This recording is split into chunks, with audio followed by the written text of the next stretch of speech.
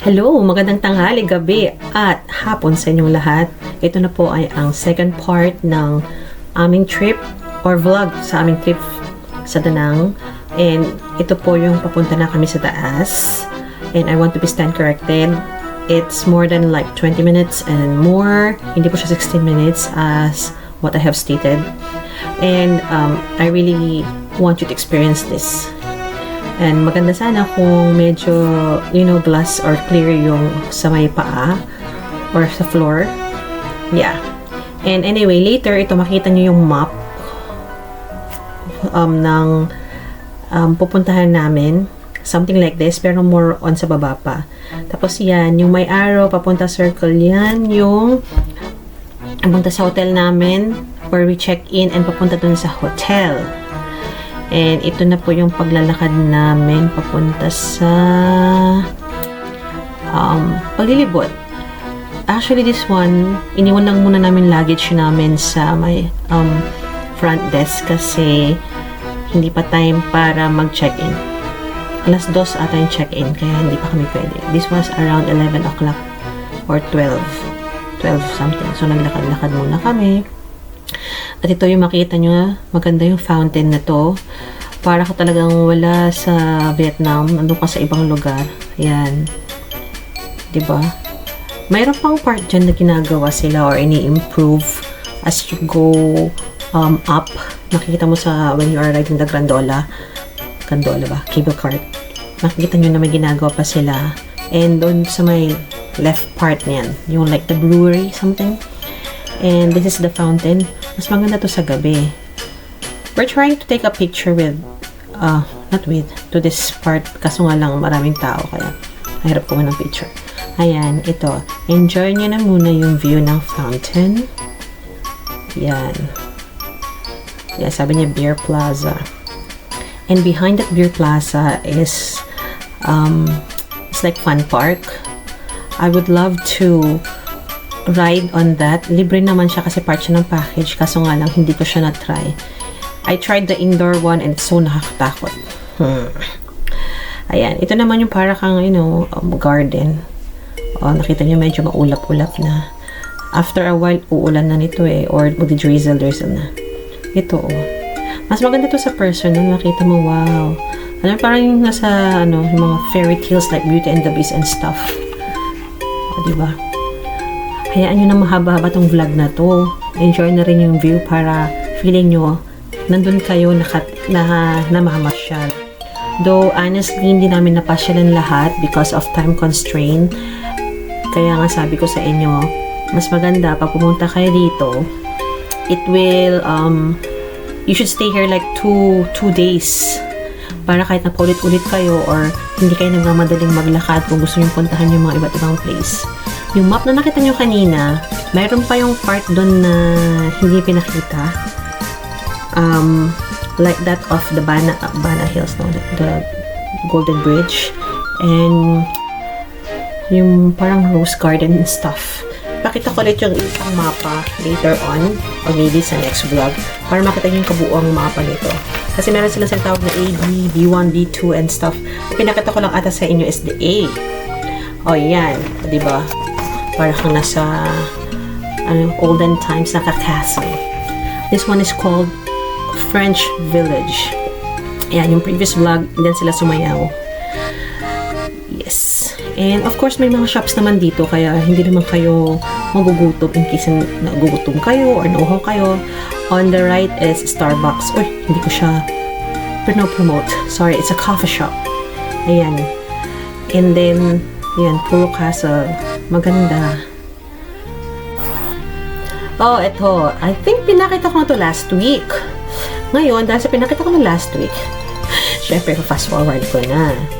Ito na yung pagkatapos nung sayaw na nakita nyo. Ayan, bababa na kami.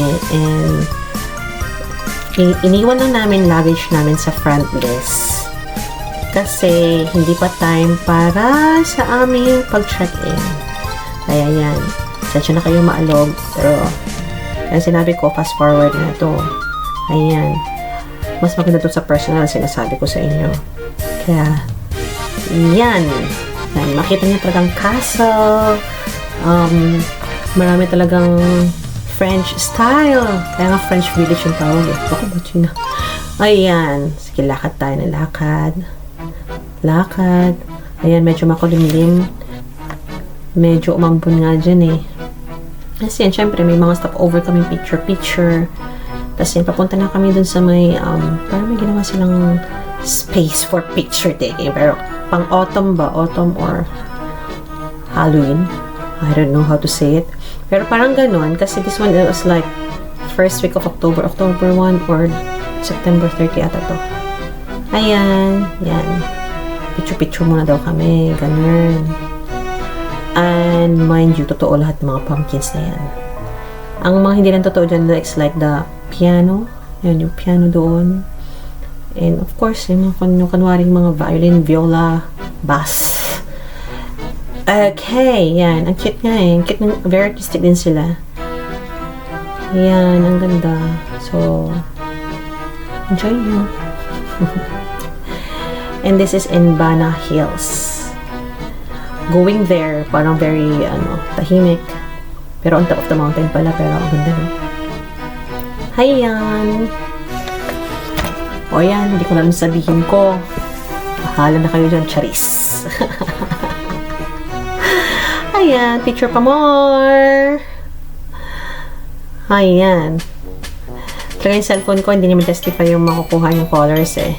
Pero anyway, yung castle na yan, hindi namin napasok yan. Pero nakalagay doon, Pop Mart. And, ang tawag doon, syempre may bibilihan. Ayun. Yan yung train, parang train station. Railway, kapag pagod ka ng umakyat pataas, pwede mo na yung sakyan from Lunar Castle going up. Lalabas ka dun sa may bandang Alapang restaurant na nakita nyo kanina. Or, yeah. And that castle, that pink castle over there, hindi namin napuntahan yan.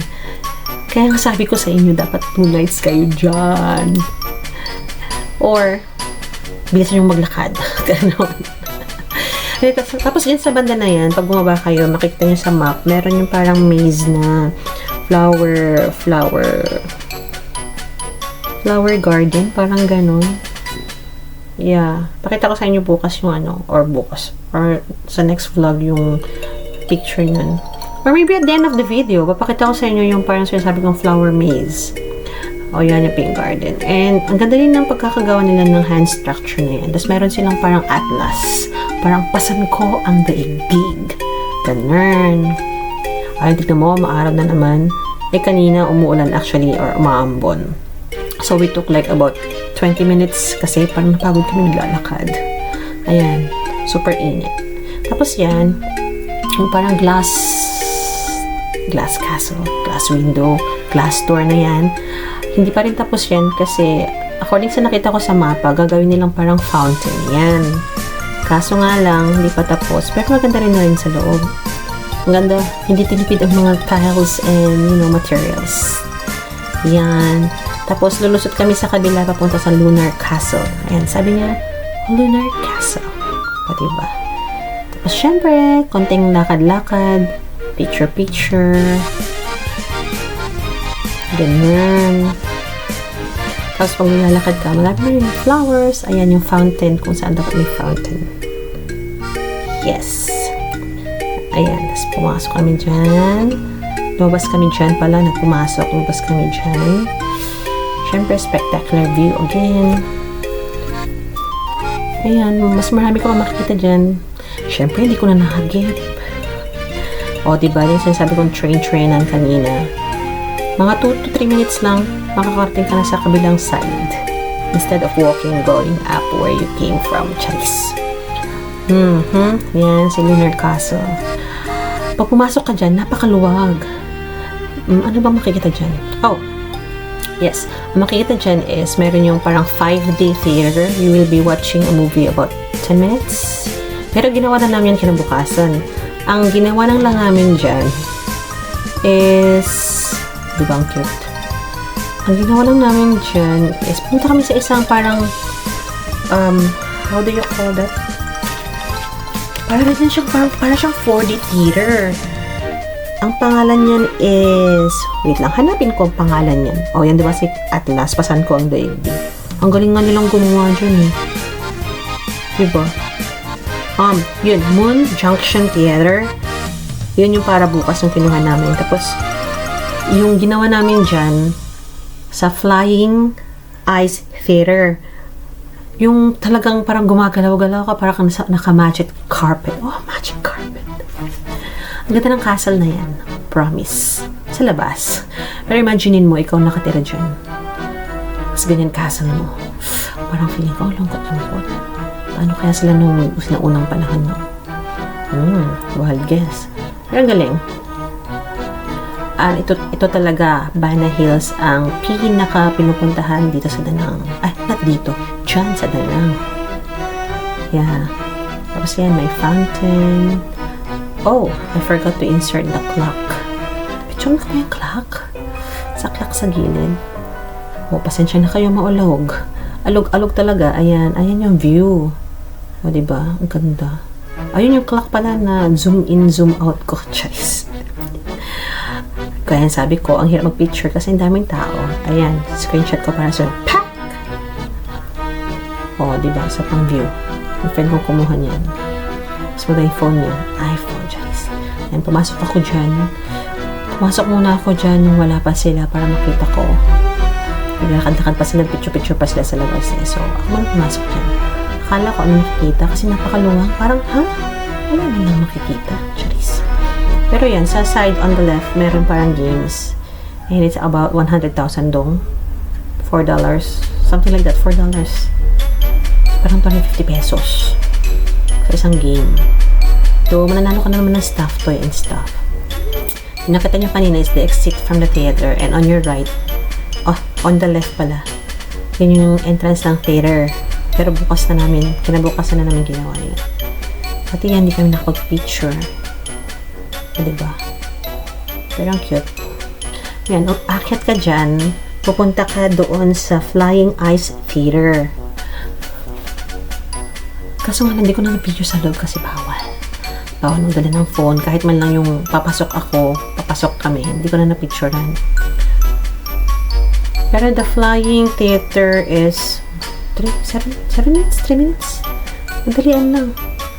And it's free, part of the package, guys. So, if you have 700,000 dong going up, okay ka na. You can enter. Charis. Diba? Ano yung nagawa ko? Tingnan mo yung video ko, ang gulo-gulo. Ayan, yung papasok dyan, yung papunta sa Flying Theater. Ano nangyayari sa pag-video ko? Ba't kaya ganyan? Hinihingal ba ako? Ayan, nasa loob. Ayan, ang makikita nyo ganyan. So, mag-open yan. Mga about 25 people lang pwedeng pumasok. Ayan, nag-exit na kami. Diba ang ganda? Para ka talagang papuntang dungeon. Tapos paglabas mo dyan, insip namin mag-check-in. Kaya sabi namin, magta-tram na kami. Tram ba tawag doon? Basta yun. Masakayan ba? And papakita ko sa inyo yung view na makikita namin pag pasok mo sa loob ng tram. Tram ba tawag doon? Okay. Mini train. Ay nako, ano na naman pinagsasabi ko dito, oy? Wala na akong masabi, oy. Ayan. Ayan, makita nyo, fast forward ko na lang, ganyan, ang sasakyan namin. And pagpasok namin, fast forward ko na rin. Kasi ayaw nyo namang manood ng 2 to 3 minutes video. 3 minutes going there, right? Ayan, papasok ka. Sa next video ko, sa next vlog ko, papakita ko yung loob ng tram. Siyempre, makita nyo mga pictures namin. Ha! Pero I'll cover my face. Our face. Charis. Ayan, makikita nyo parang yung Wizard of Oz or Harry Potter. That, diba? Yan, sa may mountainside ako pumesto. Kinabukasan yan, ganyan ito ginawa namin. Doon ata sa kabilang side pumesto eh. Not so sure, I forgot na. Pero it was a great experience. And guys, masyado nang mahaba to. So, ika-cut short ko na siya. Charis, cut short. ikakat ko na siya. And as a next vlog, ipapakita ko a glimpse of what will you see at night. Ganda sa night. Very serene. Though may mga pa-show pa sila ng konti, pero very, very nice. Ganda maglakad-lakad, ganun. Tapos papakita ko na rin sa next vlog nung pumunta na kami sa Golden Bridge. Nung kamay ba? Ba't naman tinawag na Golden Bridge? Kasi gold ba yung bridge? Chess. Ewan ko, sige, tumawa ka pa. Kaloka, no? Tatawa pa ako. Anyway, yan makikita nyo. Diba, parang ako talaga nasa Cordilleras. Ako kasi, lumaki ako sa Cordilleras, so, ganito ang view ko dati, papunta sa school. Yan, it was cut short. Hindi ko na nakanan ng video ang may pagbaba. But then, yan, nakasircle ulit. Papunta na kami sa aming hotel, and this is our hotel room. This was actually taken kung paalis na kami. We actually forgot, I actually forgot to take a video sa whole room. Ayan, sinasabi ko sa inyo sa Pink Hotel, Pink Castle. Hindi namin napuntahan. Anyway, ito na yung kinabukasan, a glimpse of what will happen. Bye! See you!